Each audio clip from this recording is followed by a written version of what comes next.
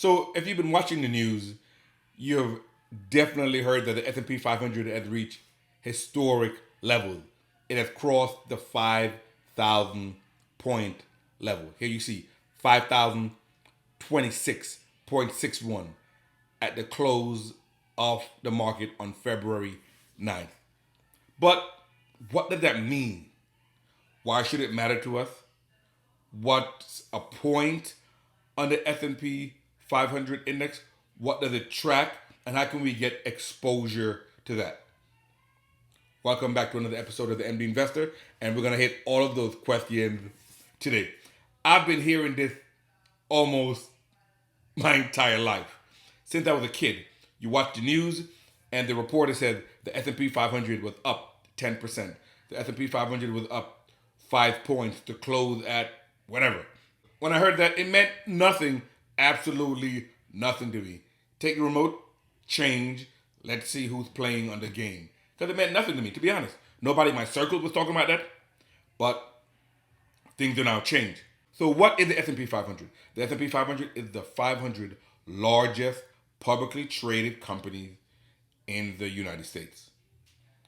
That's it. The S&P 500 is the S&P 500 is the 500 largest companies that are publicly traded in the United States. And S&P is a company that measures it. Here, Standard and Poor's, S&P 500, the 500 biggest publicly traded companies in America. They are not publicly traded, they're not on the list. And if they're not in the top 500, they're not in the list. Okay? And S&P and Standard & Poor's is a company that tracks it. All right? Why is it important? It's important because the 500 biggest publicly traded companies in America, the S&P 500, is a bellwether, or it is indicative of how the U.S. population is going as a whole. If the S&P 500 is up, the economy is probably doing well. If the S&P 500 is down, the economy is probably not doing so well. So, simple terms. Okay? So, yeah, simple terms.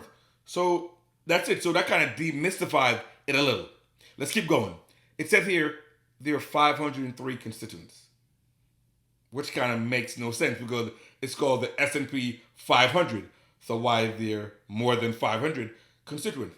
Simply, it's because some of the companies, a few of them, may have different classes of shares. For example, Berkshire Hathaway, the company ran by Warren Buffett, it's a conglomerate, and it has two different types of shares. It has Class A share and it has Class B shares. Let me see if I can bring that up. So here we have Berkshire Hathaway Class B shares, $398 a share. But if there's a Class B, let's look for Class A. Here it is. Investors interested in buying into Warren Buffett Berkshire Hathaway has two options: Class A and Class B stock. The two types of shares each provide access to the famous conglomerate, but they have important differences. The main differences between the two types of shares is their price. As of July 17th, 2023, the company's Class A shares closed at $523,500 per share. That is a house. Compare that to the more affordable Class B shares, which closed at $344 on the same date. So, the big differences between Class A and B shares is the price. So that's why there's more than 500 constituents of the S&P 500 index. Okay. So now let's look at the S&P 500 and track it over time. The S&P 500 closed at 5,026. Okay, here we are. So when we go back in time, in 1984, we see that the S&P 500 was about at 154. We fast forward 10 years later, in 1994, 10 years later, the S&P 500 is worth 466. Right? So from 150 to 460. So that's about triple. So whatever money, if you had money in 1984, by 10 years later, that money would have tripled. From 1994 to 2004, 10 years later, it went from 467 to over 1,000. And we keep seeing it goes up and down and up and down and up and down. But the general trend, it's upwards. It's upwards, right? Now let's look at 2020. February 2020, we see this big dip. And we know because of the health crisis, that's what happened. S&P 500 dipped to about 25, 24. So about 2,500, which is half of what it is now. Now it's at 5,000, over 5,000. So if you would have bought the S&P 500 in March of 2020, right, a little less than 4 years ago, your money would have doubled. So if you would have invested $100,000 when the market bottomed in late March 2020, that money would have doubled without you doing anything. If you would have invested 10,000, it now would have been 20,000. If you would have invested 100,000, it now would have been 200,000. If you had invested $1 million, it would now have been worth $2 million, twice as much, right? So the S&P 500 is the S&P 500 is the 500 largest companies. It's tracked by the S&P 500 index. Okay? So we said the S&P 500 is the 500 largest company in America. How do you get exposure to that? You get exposure to that by investing in an index fund or an ETF that tracks that index. Okay? Because the alternative would be to buy individual stocks into all 500 companies, right? Most people don't have that type of money. But you can buy the index or buy a fund that tracks the index and you'll get exposure to it. Vanguard was the first company that offered index fund. Now, this is the Vanguard 500 index fund, ticker VFIAX. Okay? We see here that the management style is an index. The expense ratio is very low, right? Which means this means it'll cost you about $4 for every $10,000 invested, right? 10,000 is 4 zeros, so you'd move the expense ratio, the decimal place 4 places to the right? And it'll give you the amount in cents. So 4 places, it'll be 4 cents, 40 cents, 400 cents, or $4. $4 they will take out of your investment portfolio for every $10,000 investment. That is a lot cheaper than higher expenses. That is a lot cheaper than actively managed fund. Their expense ratios are very high. And that because of that high expenses, it eats into the return. You'll need a minimum of $3,000 to buy the Vanguard 500 index fund. But the alternative is you can buy the ETF. The alternative is that you can buy the ETF. So you would need $3,000 to invest into the Vanguard 500 index fund. But you are able to buy the ETF version. And you can buy the ETF version. You can just buy 1 share. Or for fractional shares, you can buy even $1 worth. The ETF version is going to be, the ticker is going to be VOO. That's Vanguard's S&P 500 ETF. The ticker is VOO. Right now it's trading at $460 a share. The expense ratio is also very low, right? And they tell you that you can buy fractional shares. So now let's look at the constituents of the Vanguard S&P 500 index fund. So it's been around since 2000, so that's over 20 years.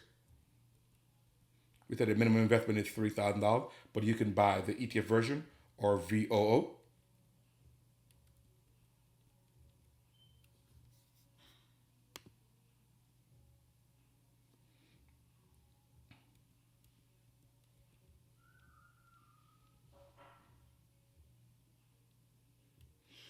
So here's the component of the sectors.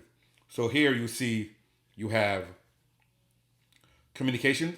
So this is the VFIAX, Vanguard S&P 500 Index Fund. And this is the benchmark. This is the actual index. The index is, so what you're going to see here is that the Vanguard S&P 500 Index Fund is going to track or closely mirror the benchmark. If it's 8.6% in communications, Vanguard matches it, same thing, 8.6%. Consumer discretionary, it's 10.8. In the benchmark, VFIAX is 10.9, so very close. So consumer staples, same. Energy. What you're going to see here is that it is heavy in the information technology. That is your Apple, that is your Google, that is your Microsoft. It's almost 29%. And that's a good point to mention that the reason why that is because the index is market cap weighted, meaning the larger the companies, the more representation they have. So companies that are very massive have a corresponding larger portion of the index, which makes sense because when they move, right, the movement of those large companies causes movement in the index, right? So if Apple goes up tremendously, the index is going to go up. If Apple goes down a lot, the index is going to go down a lot because it has a corresponding.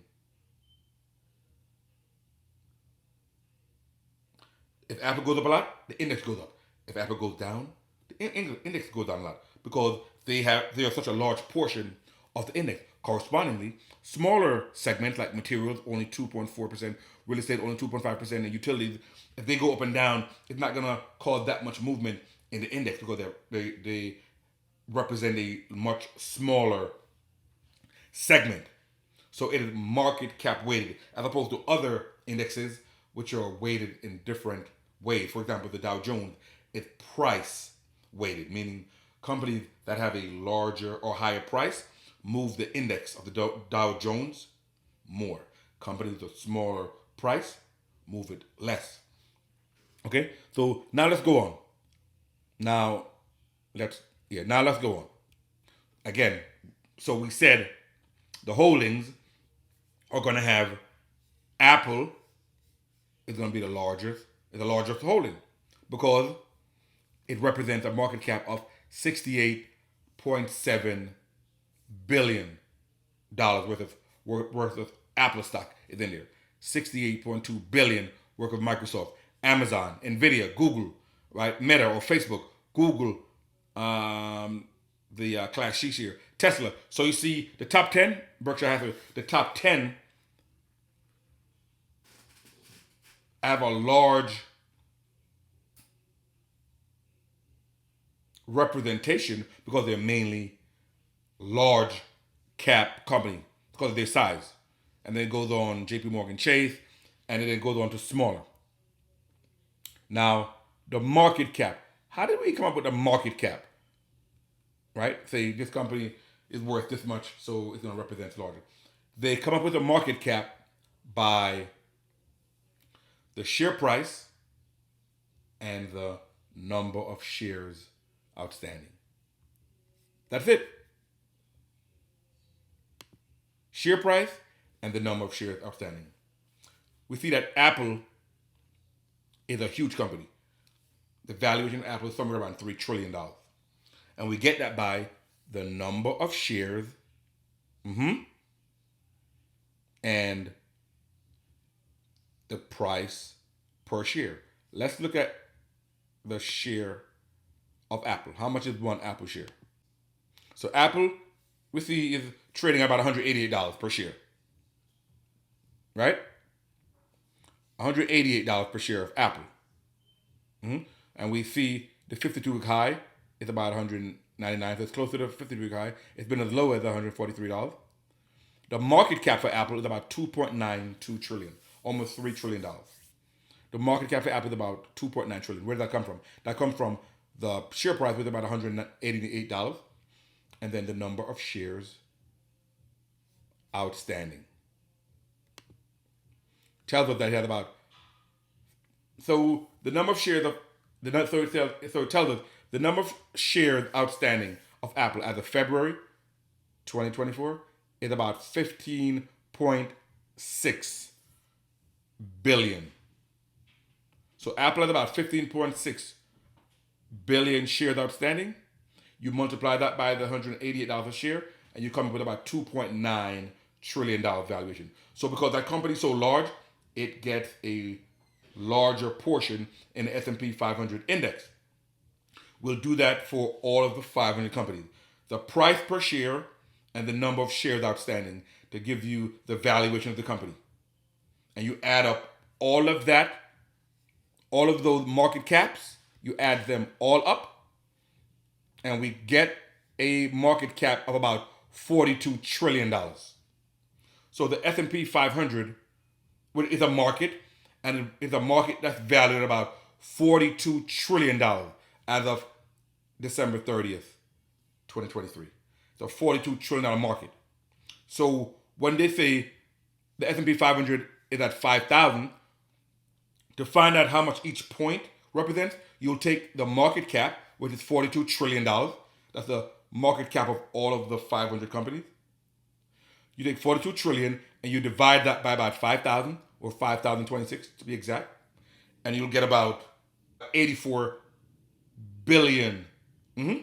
So 42 trillion, which is the total market cap, divided by 5,026. I did about 5,000, and it came out to be about 84 billion. So each point on the y-axis, we have the points, right? Goes up to 5,000, from 0 to 5,000. Each point is worth about $84 billion. So next time you watch the news and they tell you the S&P 500 increased 1 point higher than previous day, that means the market cap or the value of the stock market, S&P 500, increased by about $84 billion. Sometimes you watch the news and they'll say the market is down 2 points, which represents a valuation loss of, in our case, now that we know, it'd be 84 billion times 2, which is about $168 billion if the S&P 500 goes down by 2 points. Okay? But the main thing is not really what each point is worth. The main thing is more the percentage. What do I mean? I mean that we see that here in 2020, the market was about at a low point was about at 2,500, and now it has doubled to 5,000. That's more important. Not that individual point, but the percentage. 2,500 during the health crisis in March of 2020, and now it's at 5,000. It has doubled. So if you had money invested in there, even without you putting any more money, it would have doubled. So if you had 10,000 invested, it would have doubled now to 20,000. If you had 100,000, it'd be 200,000. If you had $1 million, it'd be 2 million without you doing anything. Right? They said the S&P 500 annualized return is about 10%.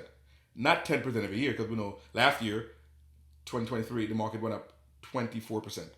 Sometimes it's going to be down. But average or annualized is about 10% per year. So with that in mind, since the market now is at 5,000, we in the beginning of the year, we can anticipate the market to go up 10%. So 10% of 5,000 would be about 500. So we can anticipate that the market may close at the end of 2024 at maybe 5,500. That'd be about 10% higher than now. The market keeps going higher. One may ask, why? Why does the market keep going higher? The market keeps going higher because of the same reason why the cost of goods and services go up. Right? You hear your grandmother says, we used to be able to buy milk for 20 cents, or a loaf of bread with 20 cents, or they're able to buy their houses for $10,000, and it keeps going up because of inflation, right? So the market goes up because of inflation. So we can expect at the end of the year the S&P 500 to be maybe about 5,500. Who knows? Maybe 6,000. But if it goes up to 5,500, that'd be 10% higher. So whatever money you had invested would be worth 10% more. The bottom line is you have to be invested in the market. If you're not invested in the market and it goes up 10, 20%, it won't. The bottom line is you have to be invested. If the market goes up 10% or 15% or 20%, it's not gonna. You won't benefit because you're not invested. You have to be invested, and you can't time the market because you may say, "Oh, the market is so high now. I want to wait." You want to wait for it to pull back maybe to 4,000, but you don't know, and then it keeps climbing, right? And then it goes up to 6,000, and then you missed it. You got to be invested. The market average annualized goes up every year by 10%. You got to be invested. So hopefully you got something out of this, guys. You know now what the S&P 500 is. The 500 biggest companies in America that are publicly traded. You know the total valuation of the S&P 500 as of December 30th, 2023. You know the constituents is over 500 to 503, and you know the reason why. Because some companies have Class A and Class B shares, like Google and Berkshire Hathaway. You know what each point represents as of now, about $84 billion. And you know you have to be invested. And you know you can be invested either by buying an index fund from Vanguard, or you could buy, it doesn't have to be Vanguard. It doesn't have to be Vanguard, it can be Fidelity. Fidelity, you can buy the Fidelity 500 index fund, right? You can buy the Fidelity 500 index fund, ticker FXAIX, or you could buy the Charles Schwab. Charles Schwab, the S&P 500 index fund as well. SWPPX. So, however you invest, and also don't forget you can invest if you don't have the $3,000 for the Vanguard index fund. You can buy the ETF version and just buy individual shares or fractional shares. So again, guys, the MD Investor trying to increase our financial IQ so we can teach our children and break the cycle of generational poverty. And don't forget to subscribe on YouTube and send this video to a friend. MD Investor out.